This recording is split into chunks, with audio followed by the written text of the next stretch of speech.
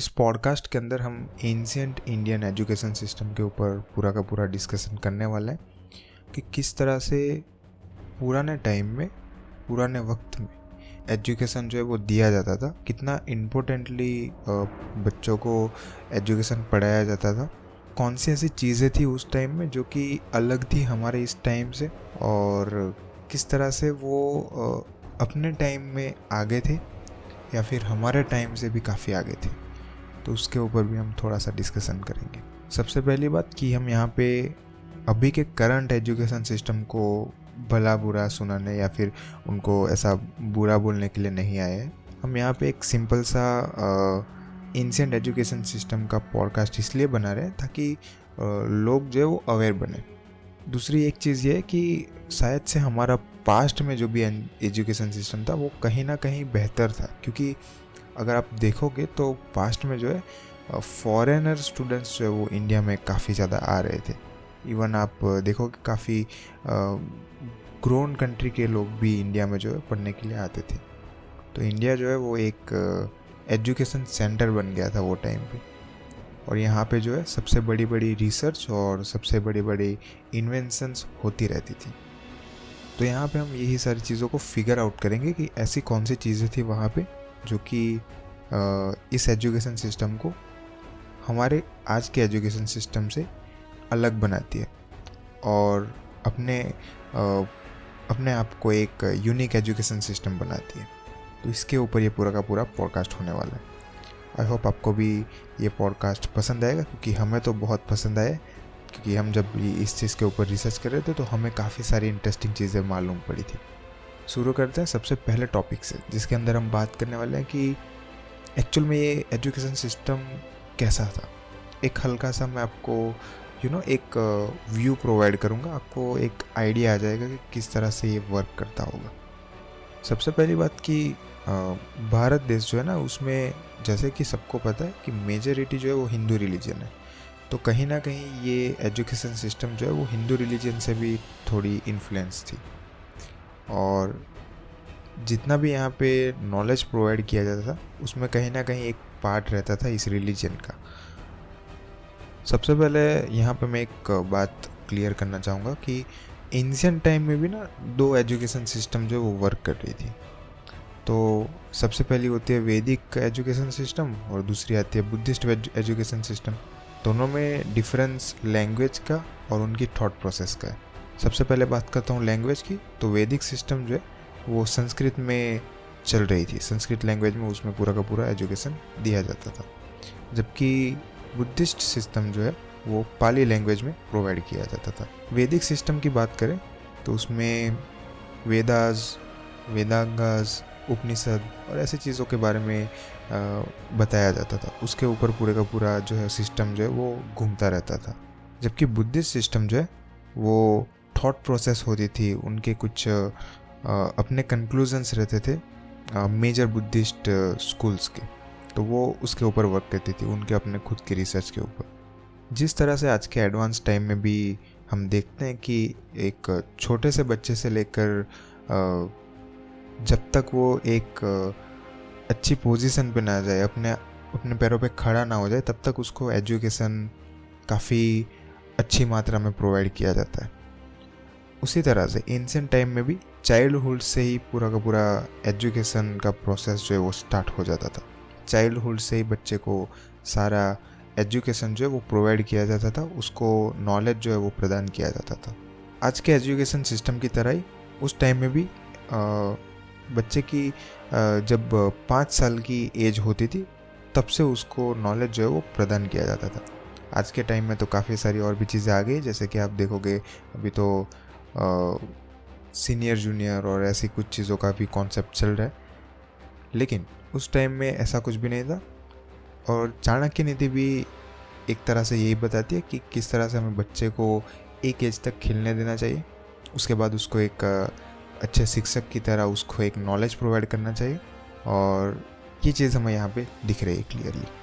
Ancient time में education system कुछ इस तरह से डिज़ाइन किया गया था कि उसके अंदर जो भी बच्चा रहता है उसको अपने घर से दूर होके अपने टीचर के साथ रहना होता था, जिसमें उसको अपने डेली लाइफ की नीड्स और डेली लाइफ के जो भी नॉर्मल बेसिक वर्क्स होते थे वो भी सिखाए जाते थे।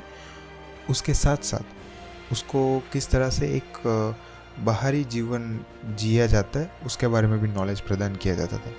तो वहाँ पे आप देख सकते हो किस तरह से लाइफस्टाइल को भी सिखाया जाता था। किस तरह से एक बच्चा जो है वो अपनी लाइफस्टाइल को जीता है, उसका एक प्रॉपर स्लीपिंग साइकिल होता था, उसका एक प्रॉपर रूटीन रहता था। तो ये चीज़ें भी काफ़ी अच्छे से मैनेज की जाती थी।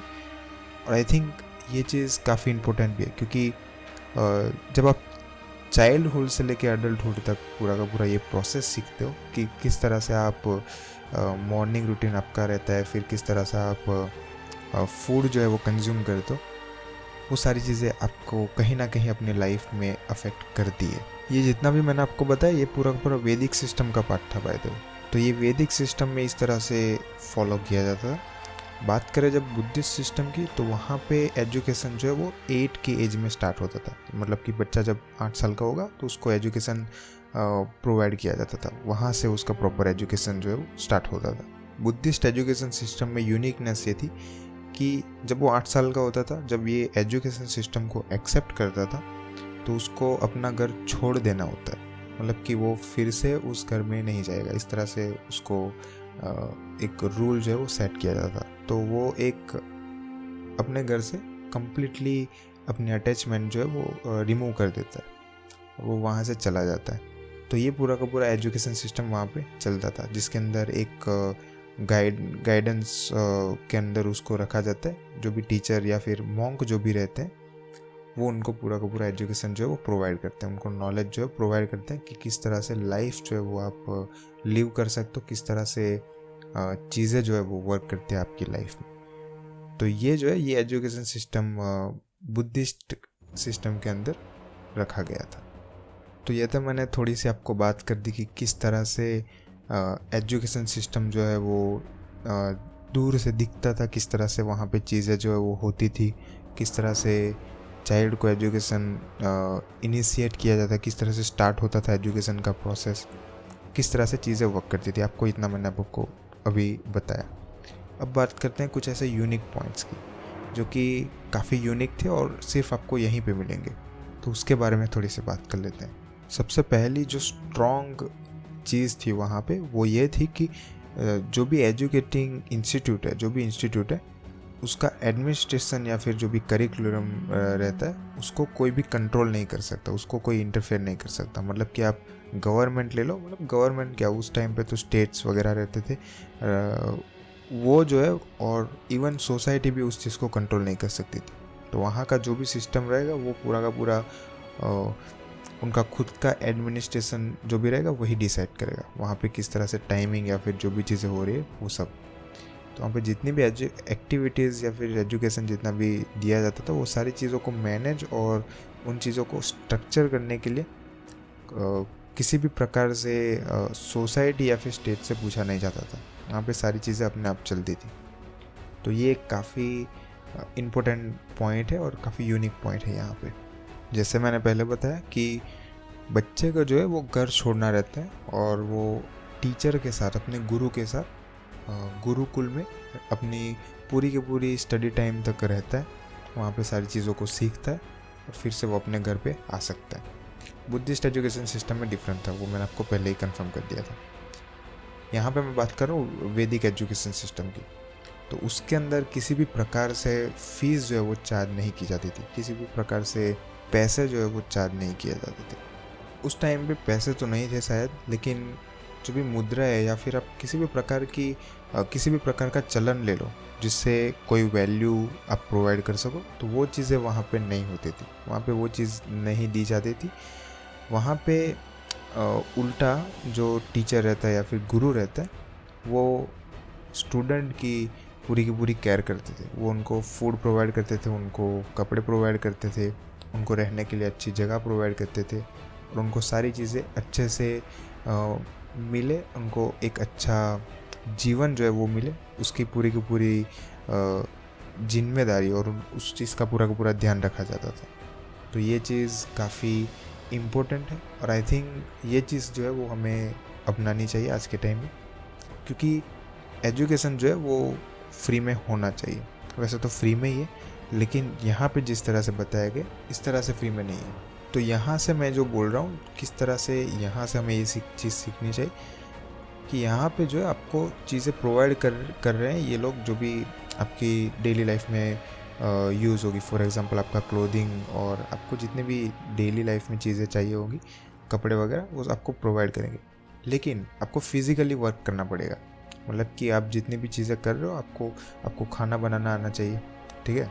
थोड़ा सा आपको फिज़िकल वर्क करना आना चाहिए, आपको थोड़ा बहुत बाहर निकलना आना चाहिए, आपको किस तरह से चीज़ें जो है वो इकट्ठा करते हैं, किस तरह से टीम में वर्क करते हैं, ये सारी चीज़ें आपको आनी चाहिए। तो वो चीज़ यहाँ पे काफ़ी इम्पोर्टेंट मानी जाती थी और इसके ऊपर अच्छे से ध्यान दिया जाता था। इतने पुराने टाइम में भी डिबेट्स और डिस्कशंस को एक पार्ट माना जाता था एजुकेशन का, क्योंकि फ्यूचर में जो है आप सारी चीज़ों को फेस करते हो अपनी लाइफ में कहीं ना कहीं, और ये चीज़ें भी कहीं ना कहीं इम्पोर्टेंट मानी जाती थी। और हमें लगता भी है कि हमारी डेली लाइफ में काफ़ी सारी डिबेट्स जो है वो हम फेस करते हैं, काफ़ी सारे ऐसे डिस्कशंस होते हैं जो कि हमें करने चाहिए लेकिन हम नहीं कर रहे होते। तो वो सारी चीज़ों पे ध्यान दिया जाता था कि किस तरह से आप चीज़ों को डिस्कस कर सकते हैं। ये भी एक स्किल है, क्योंकि अगर आप डिस्कस कर रहे हो और चीज़ें इधर उधर चली जा रही, टॉपिक आउट ऑफ कंट्रोल चले जा रहे, तो वो चीज़ यहाँ पे ना हो, इसके लिए यहाँ पे प्रॉपर नॉलेज प्रोवाइड किया जाता था। तो ये काफ़ी एक स्पेशल चीज़ है, और ये स्पेशली मेरी फेवरेट चीज़ है, क्योंकि मुझे चीज़ों को डिस्कस करना बहुत पसंद है, उसको एनालाइज करना काफ़ी इंटरेस्टिंग लगता है मुझे, क्योंकि इससे जो है वो चीज़ें आपको और अच्छे से समझ में आती है। जिस भी टॉपिक पे आप डिस्कस कर रहे हो वो टॉपिक इंपॉर्टेंट नहीं है, लेकिन आप किस तरह से डिस्कस कर रहे हो, उसके ऊपर किस तरह से आप अपनी सोच को रख रहे हो सबके सामने, वो चीज़ इंपॉर्टेंट है। तो वो चीज़ को यहाँ पे एक काफ़ी इम्पोर्टेंस दिया जाता था और उसको काफ़ी ज़्यादा प्रमोट भी किया जाता था। अब थोड़ी सी बात कर लेते हैं कि किस तरह से वुमेन्स को उस टाइम में स्पेशल एजुकेशन प्रोवाइड करते थे, किस तरह से थोड़ा सा डिफरेंट जो है वो एजुकेशन हमें देखने को मिलता है उधर उस टाइम में। तो उसके लिए थोड़ी सी बात कर लेते हैं। आज के टाइम में हाउस कीपिंग का नॉलेज घर से ही मिलता है, लेकिन उस टाइम में एजुकेशन सिस्टम में ही इस चीज़ को एक पार्ट माना जाता था। इस चीज़ का एक पार्ट था कि किस तरह से आप हाउस को मेंटेन रख सकते हो, किस तरह से उसको क्लीन किया जाता है, उसमें सारी चीज़ों को मैनेज करते हैं, किस तरह से उसको प्रॉपरली एक ऑर्डर में सेट कर सकते हो आप। तो ये सारी चीज़ों को सिखाया जाता था। वहीं पे ऑल्सो डांस और म्यूज़िक में भी काफ़ी सारी एक्स्ट्रा करिकुलर एक्टिविटीज़ करवाई जाती थी वुमेंस के लिए स्पेशली। और जिस तरह से बॉयज़ जो है वो अपने घर से दूर चले जाते हैं जब भी एजुकेशन सिस्टम में एंटर होता है, तो सेम चीज़ यहाँ पे गर्ल्स के लिए भी थी। यहाँ पे कोई भी डिफरेंस नहीं था, उनको भी सेम चीज़ करनी होती है। उनको भी जब वो एक एजुकेशन सिस्टम को अडेप्ट करते हैं, वो एजुकेशन सिस्टम को एक्सेप्ट करते हैं, तो उनको भी अपना घर जो है वो छोड़ के जाना पड़ता था और वहाँ पे वो रहते थे और वहाँ से पूरा का पूरा एजुकेशन जो है वो गेन करते थे। तो इस चीज़ में कोई भी प्रकार से डिफरेंस नहीं रखा गया था, जो कि एक काफ़ी अच्छी बात है मेरे हिसाब से। अगर स्पेशल एजुकेशन सिस्टम की बात करें तो यहाँ पे चीज़ें डिफरेंट ही है कि यहाँ पे 2 टाइप के एजुकेशन सिस्टम आपको मिलते थे, 2 टाइप के एजुकेशन में पार्ट आपको मिलते थे वुमेन्स के लिए। तो सबसे पहला जो पार्ट था वो ऐसी महिलाओं के लिए था, ऐसी वुमेन्स के लिए था जो कि मैरिज करना चाहती है, ठीक है। तो उनके लिए एक अलग से एजुकेशन प्रोवाइड किया जाता था, उनके लिए कुछ डिफरेंट चीज़ें होती थी। और एक पार्ट होता था जिसमें जो भी वुमन है, जो भी गर्ल है, वो अपनी पूरी लाइफ टाइम में कभी भी मैरिज नहीं करेगी। वो अपनी स्टडी को जो है वो अपनी लाइफ में कंटिन्यू करेगी, उसके ऊपर रिसर्च वगैरह जो भी करनी होती है उसको वो कंप्लीट करेगी। तो वो कभी भी शादी नहीं करेगी। तो ब्रह्मचर्य का यहाँ पे पूरा का पूरा पालन करेगी, ऐसा माना जाता है। तो उसके लिए एक अलग से सिस्टम जो है वो बनाया गया था, उसमें कुछ और चीज़ें जो है वो ऐड की गई थी। तो ये 2 टाइप्स ऑफ एजुकेशन यहाँ पे प्रोवाइड किए जाते थे, जो कि थोड़ा सा डिफरेंट है मैन के एजुकेशन से जो कि प्रोवाइड किया जाता था। काफ़ी सारे ऐसे नोटिसेबल पावरफुल वुमेन्स के नाम रह चुके हैं, स्कॉलर्स के नाम रह चुके हैं जो कि पॉपुलर है। फॉर एग्जांपल आप देखोगे गार्गी हो गई, मैत्री हो गई, घोषा हो गई, इंद्राणी। तो ये सारे ऐसे कुछ नाम है जो कि काफ़ी पॉपुलर है और वो उस टाइम के एजुकेशन सिस्टम में पले बढ़े। अब बात करते हैं कि कैसे सब्जेक्ट्स जो है वो पढ़ाए जाते थे। यहाँ पे सब्जेक्ट्स में डिफरेंस ये होने वाला है कि यहाँ पे वैदिक सिस्टम में डिफरेंट होगा और बुद्धिस्ट सिस्टम में डिफरेंट होगा।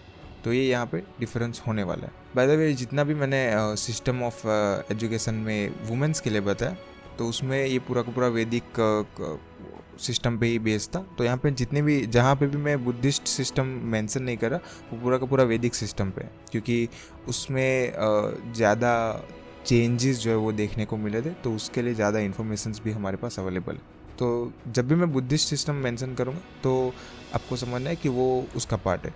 अगर उसके अलावा मैं कोई भी इन्फॉर्मेशन दे रहा हूँ तो वो वैदिक सिस्टम का पार्ट हो, ठीक है। तो ये मैंने छोटा सा कन्फ्यूजन यहाँ पे क्लियर कर दिया। अब बात करते हैं कि किस तरह से दोनों सिस्टम में डिफरेंट सब्जेक्ट्स थे, उसके बारे में थोड़ी सी बात कर लेते हैं। सबसे पहले बात करते हैं वैदिक सिस्टम की।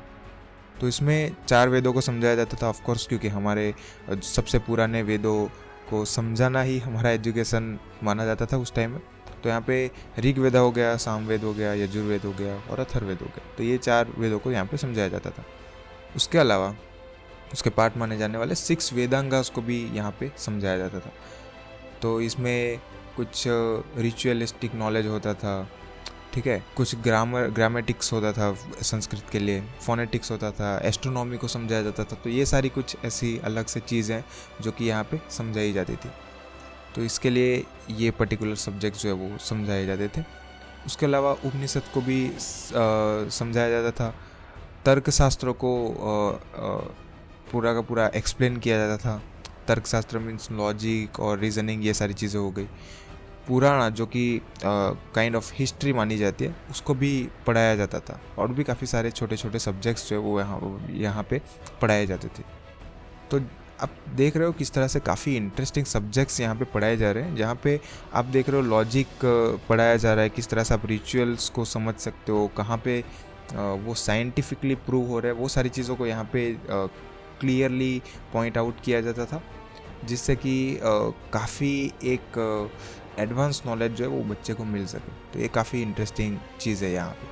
अगर इसी के साथ हम बात करें बुद्धिस्ट सिस्टम की, तो उसमें पिटाकास को पढ़ाया जाता था 3 टाइप की। तो उसमें वो चीज़ें एक्सप्लेन की जाती थी। उसमें विनया हो गया, अभिधमा हो गया और सुत्ता हो गया। तो सुत्ता यहाँ पे ये इतनी चीज़ें यहाँ पे जो है वो समझाई जाती थी। इसके ऊपर पूरा का पूरा सिस्टम जो है वो चलता था। दोनों ही सिस्टम में कुछ चीज़ें कॉमन थी, क्योंकि देखो एजुकेशन एक ऐसी चीज़ है जिसमें कॉमन चीज़ें होने वाली है ऑफकोर्स। क्योंकि अगर आप देखोगे कि जो मैथ्स हम यहाँ पे पढ़ रहे हैं वो ऑफकोर्स सेम मैथ्स जो है वो जर्मनी में या फिर किसी भी और कंट्री में भी पढ़ाया जाता होगा।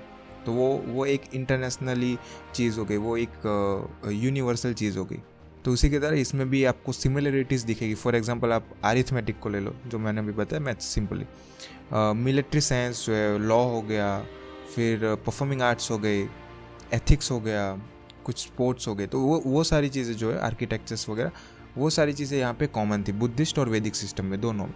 तो वो सभी चीज़ों के ऊपर सब्जेक्ट्स जो है वो इंडिविजुअल थे और उसके ऊपर भी ध्यान दिया जाता था। उस टाइम में मेजरली ग्रुप्स में जो वो चीज़ों को समझाया जाता था। ऑल्सो इंडिविजुअली भी समझाया तो जाता था, लेकिन वो काफ़ी एक अपनी एक कैपेबिलिटी पे भी डिपेंड करता था कि टीचर जो है वो इंडिविजुअली जब स्टूडेंट को पढ़ाता था तो वो उसकी कैपेबिलिटी के हिसाब से पढ़ाता, उसके एप्टीट्यूड्स के को ध्यान में रखते हुए उसको पढ़ाता था। तो वो चीज़ें भी वहाँ पे होती थी, लेकिन मेजरली तो जो भी नॉलेज प्रोवाइड किया जाता था, जिस तरह से पढ़ाया जाता था, वो ग्रुप्स में ही होता था। वो काफ़ी कॉमन था, क्योंकि उस टाइम पे ना वो जो भी नॉलेज दिया जाता था वो पूरा का पूरा मौखिक होता था। वो सब सिर्फ बोल के, गा के, बातचीत करके ही वो सारी चीज़ों को समझाते थे और उसी को याद रखना होता था, उसी को एक स्टोरी के फॉर्म में बनाना होता था। तो ये चीज़ें स्टूडेंट को करनी होती थी। ऑल्सो एक चीज़ काफ़ी एक नोटिसेबल है कि उस टाइम में भी सेमिनार्स और प्रैक्टिकल स्टडी, ये सारी चीज़ें, क्रिटिकल एनालिसिस और ये सारी चीज़ें वहाँ पे काफ़ी पॉपुलर थी। तो वो सारी चीज़ें भी वहाँ पे हो रही थी, जो कि एक काफ़ी इम्पोर्टेंट चीज़ है। क्योंकि आज के टाइम में भी हम देखते हैं कि किस तरह से सेमिनार्स जो है ना, वो एक अलग एनर्जी जो है, एक अलग नॉलेज जो है, वो एक थोड़ा सा हटके नॉलेज जो है वो हमें प्रोवाइड करता है एक्चुअल। क्योंकि सेमिनार्स में जो भी लोग आते हैं वो एक तरह से एक्सपीरियंस होते हैं, जो भी हम अचीव करना चाहते हैं अपनी लाइफ में, वो उन्होंने ऑलरेडी अचीव करके रखा होता है। तो वो हमको अपने इंसाइट्स प्रोवाइड करते हैं, जिससे कि हम ईज़िली चीज़ों को अचीव कर पाएँ। ठीक है, हार्ड तो होने ही वाला है, लेकिन थोड़ा सा हमारे लिए अंडरस्टैंड करना ईजी हो जाए, उसके लिए वो काफ़ी अच्छी तरह से चीज़ों को एक्सप्लेन करते हैं। एंशिएंट टाइम्स में स्टूडेंट को सारी चीज़ों को मेमोराइज करना होता था। जितनी भी चीज़ें पढ़ाई गई, जो भी पोएट्री हो गई या फिर जो भी श्लोक हो गया, वो सारी चीज़ों को उनको बारी बारी से रिपीट करना होता था, उसको पूरे दिन के लिए बोलना रहता था, जिससे कि वो उन्हें याद हो जाए, उनको एक चीज़ कंठस्थ हो जाए। और ये मेमोरी को और करेक्ट करने के लिए, और ज़्यादा बेहतर बनाने के लिए, और एक्यूरेट करने के लिए ये सेम चीज़ों को अलग अलग तरीक़ों से पढ़ाया जाता था, अलग अलग रास्तों से पढ़ाया जाता था, ताकि वो चीज़ों में कंफ्यूज ना हो जाए। तो ये चीज़ यहाँ पे काफ़ी कॉमन थी कि चीज़ों को जो है वो रिपीट करो, उसको याद करो, अच्छे से याद करो, और अच्छे से याद करो, डिफरेंट वेज में याद करो। तो ये चीज़ यहाँ पे हो रही थी। इसके बाद वैदिक सिस्टम में काफ़ी बड़ा अपग्रेड आया था, जब स्टूडेंट्स जो है वो एक राइटिंग प्रैक्टिस जो है वो करने लग गए थे। वो सारी चीज़ों को राइट कर सकते थे, उसको समझ सकते थे। तो वहाँ से चीज़ें काफ़ी चेंज होना शुरू हो गई, क्योंकि अब उनको वो सेम चीज़ को रिपीट करना नहीं है, उस सेम चीज़ को याद रखना नहीं है। तो उससे उनकी लाइफ थोड़ी सी आसान हो गई, और वो अब चीज़ों को लिख सकते हैं, और उसमें एक्यूरेसी भी मेंटेन रहेगी, और वो चीज़ों को आगे भी भेज सकते हैं। तो उस टाइम में काफ़ी बड़ा अपग्रेड हुआ था। एक चीज़ ये भी है कि उस टाइम में जितने भी राजा वगैरह के बच्चे होते थे, उनको सारी चीज़ों के बारे में नॉलेज दिया जाता था, जिससे कि वो एक नॉलेजेबल और काफ़ी समझदार किंग बन सके फ्यूचर के अंदर। एंशिएंट एजुकेशन सिस्टम की सबसे डार्क और सबसे एक वियर्ड सी चीज़ ये थी कि उस टाइम पे लोअर कास्ट के लोगों को, जो भी होते हैं, उनको एजुकेशन प्रोवाइड नहीं किया जाता था। उसके ऊपर कंप्लीट प्रतिबंध लगा दिया जाता था, और इवन जो भी गर्ल्स होती थी उनको तो एजुकेशन मिलता ही नहीं था किसी भी प्रकार से, क्योंकि बॉयज़ जो है वो थोड़ा बहुत नॉलेज ले सकते थे फादर्स वगैरह से, लेकिन गर्ल्स तो रिमेन अनएजुकेटेड रहती ही थी। तो एक काफ़ी डार्क सीक्रेट है इसके बारे में, और ये चीज़ आज के टाइम में काफ़ी अच्छा है कि आज के टाइम में सभी लोगों को नॉलेज मिल रहा है और इक्वली मिल रहा है। तो ये चीज़ काफ़ी इम्पोर्टेंट है। अब बात करना है कुछ ऐसे एजुकेशन इंस्टीट्यूट्स की, जो कि ये सारा नॉलेज प्रोवाइड करते थे। और यहाँ पे मैं थोड़ा सा एडवांस ईरा की बात करूँ, मतलब एंशिएंट टाइम की बात करूँ, लेकिन जब ये सारी चीज़ें हो गई थी, जब राइटिंग वगैरह इन्वेंट हो गया था, चीज़ें लिखना शुरू हो गई थी, उसकी बात कर रहा हूँ। जब काफ़ी कौटिल्य वगैरह आ गए थे, तो वो सारी चीज़ों के बारे में अभी हम बात करेंगे। उस टाइम के एजुकेशन सिस्टम के बारे में थोड़ा सा बात करेंगे। कुछ कुछ जगह तो ऐसी थी जो कि अपने आप में एक सिटी के रूप में जो है वो कन्वर्ट हो गई, क्योंकि वहाँ पे वो इतना बड़ा एक एजुकेटिंग सेंटर था कि उसको एक सिटी में अपने आप डेवलप होना ही पड़ा। फॉर एग्जांपल आप देखोगे वाराणसी, तो वो एक एजुकेशन सेंटर था, एक काफ़ी बड़ा नॉलेज का सेंटर था एंशिएंट इंडिया में, लेकिन अब वो एक सिटी के रूप में आप उसको देख सकते हो ऑफ कोर्स। तो वो उस टाइम में भी एक सिटी के रूप में उसी टाइम से कन्वर्ट हो गया था। वाराणसी जो है वो रिलीजियस टीचिंग्स के लिए काफ़ी पॉपुलर था, और आज भी ये चीज़ हम देख सकते हैं कि किस तरह से वहाँ पे जो है वो रिलीजियस चीज़ें होती है, क्योंकि काफ़ी एक पवित्र शहर माना जाता है वाराणसी को। अगर आप वहाँ पे जाके देखोगे तो आपको काफ़ी सारे टेम्पल्स वगैरह देखने को मिलेंगे, और ये चीज़ यहाँ पे बताई गई कि किस तरह से वहाँ पे जो वो एक रिलीजियस टीचिंग सेंटर जो है वो बनाया गया था। वहाँ पे काफ़ी सारे स्टूडेंट्स थे, अराउंड 500 स्टूडेंट्स वहाँ पे पढ़ते थे, और काफ़ी सारे टीचर्स भी वहाँ पे अवेलेबल थे। दूसरी यूनिवर्सिटीज़ तक्षशिला और उज्जैन में थी, जो कि मैथमेटिक्स, एस्ट्रोनॉमी और मेडिसिन को लेके काफ़ी अच्छी मानी जाती थी। उस टाइम में उसके लिए फेमस थी, और वहाँ पे उसका काफ़ी डीप नॉलेज जो है वो प्रोवाइड किया जाता था। तो जिस तरह से आज के टाइम में IIT और मेडिकल की फील्ड में एम्स को काफ़ी इम्पोर्टेंस दिया जाता था, उसी तरह से उस टाइम में तक्षशिला और उज्जैन को एस्ट्रोनॉमी, मैथमेटिक्स और मेडिसिन के लिए काफ़ी इम्पोर्टेंस दिया जाता था। जबकि वाराणसी जो था वो एक रिलीजियस टीचिंग के लिए सेंटर माना जाता था। वहाँ पे आपको रिलीजियस टीचिंग जो है वो प्रोवाइड की जाती थी।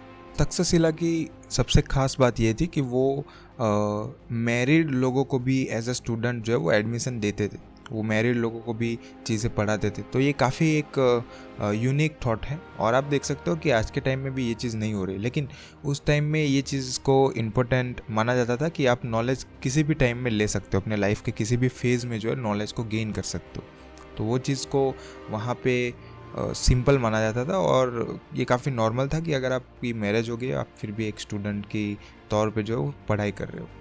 इसी टाइम की बात करें तो वहाँ पे कौटिल्य और ये सारे काफ़ी पॉपुलर पर्सनालिटीज़ जो वो रह चुके थे, जिन्होंने सारी चीज़ों के ऊपर रिसर्च की थी।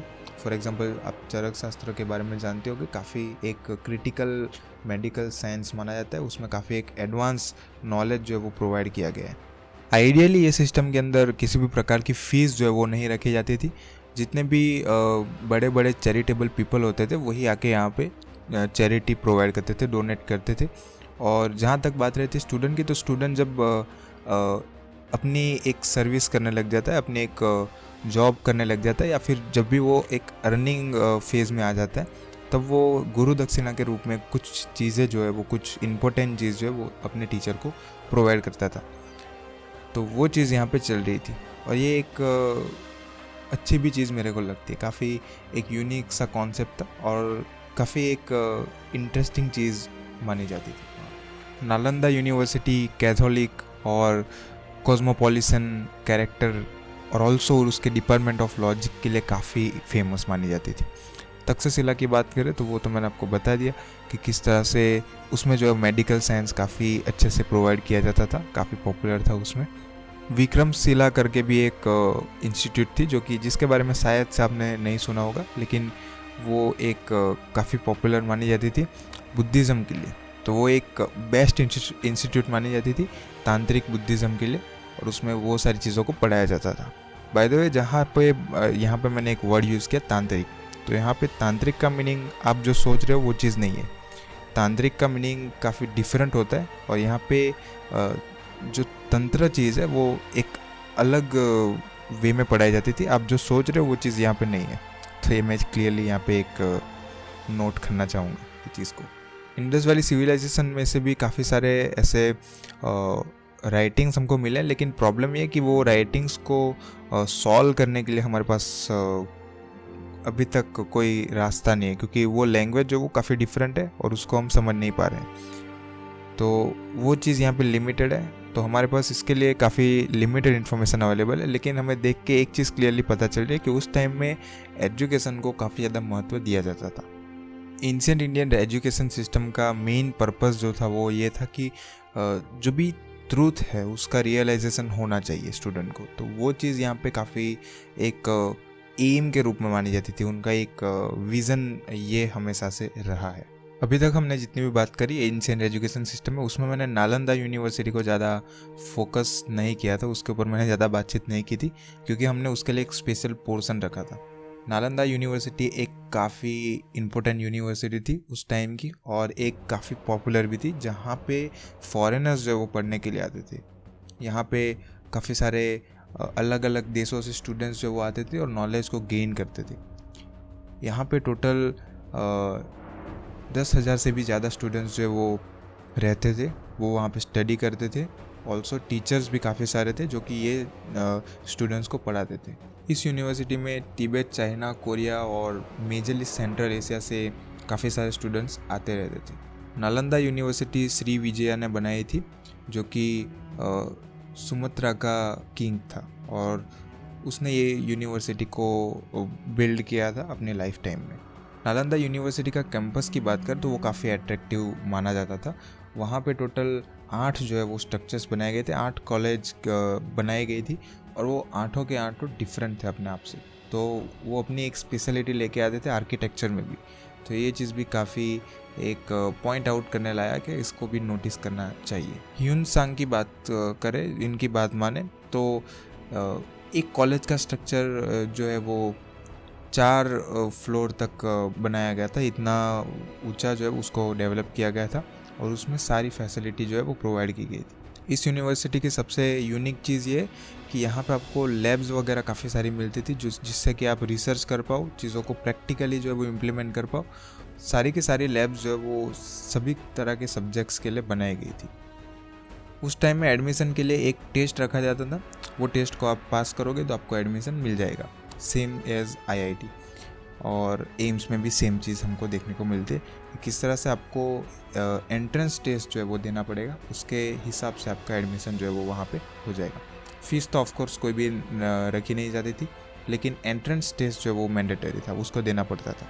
सभी सब्जेक्ट्स में काफ़ी एक हाई लेवल मानी जाने वाली नालंदा विद्यापीठ के अंदर आपको एक काफ़ी बड़ा लाइब्रेरी सेंटर मिलता था, जहाँ पे काफ़ी सारी बुक्स जो है वो रखी गई थी और सभी चीज़ों की बुक्स आपको वहाँ पे मिल जाती थी। तो काफ़ी बड़ी लाइब्रेरी का भी यहाँ पे एरिया हमको देखने को मिलता है। वैसे देखा जाए तो नालंदा प्राइमरली बुद्धिस्ट यूनिवर्सिटी थी, लेकिन उसमें हिंदू स्क्रिप्चर्स को भी समझाया जाता, उसकी फ़िलोसफी और मेडिसिन वगैरह को भी समझाया जाता था। तो इन दी एंड रिलीजन का कोई भी यहाँ पे मेजर जो इम्पैक्ट है वो इतना कुछ खास रहा नहीं था। वो एक एजुकेशन के फॉर्म में कन्वर्ट हो गया था सभी चीज़ों को। तो वो एक काफ़ी अच्छी अंडरस्टैंडिंग है मेरे हिसाब से, किस तरह से आप चीज़ों को एक नॉलेज के तौर पे ले रहे हो, उसको रिलीजन के तौर पे नहीं ले रहे हो। तो वो एक काफ़ी अच्छी चीज़ थी इस टाइम में।